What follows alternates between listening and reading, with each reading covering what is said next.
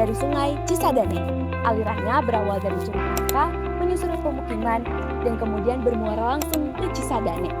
Dalam penelitian, analisis beban pencemaran Sungai Ciapus sebagai bahan baku untuk pengolahan air bersih di kampus IPB Dramaga, Muhammad Ridwan dari IPB mencatat bahwa Sungai Ciapus sudah menunjukkan tanda-tanda pencemaran dalam beberapa parameter penting.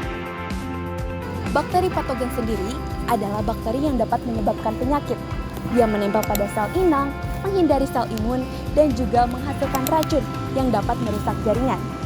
Faktor ini disebut faktor virulensi. Contoh umum dari bakteri patogen adalah Escherichia coli, Salmonella, dan juga Mycobacterium tuberculosis. Bila air sungai mengandung nutrien organik yang tinggi, maka bakteri ini akan dapat dengan cepat berkembang. Di Sungai Ciapus, beberapa parameter pencemar seperti COD, fosfat, dan nitrit sudah berada di batas aman. Beban pencemar terbesar berasal dari TDS dan COD yang masing-masing sekitar 448 dan 255 ton per tahun. Kondisi kaya nutrien ini membuat bakteri fekal seperti E. coli dan coliform mudah berkembang, terutama dari limbah domestik. Aliran dari Ciapus ini langsung masuk ke Sungai Cisadane yang menurut beberapa penelitian juga sudah tercemar di sejumlah titik.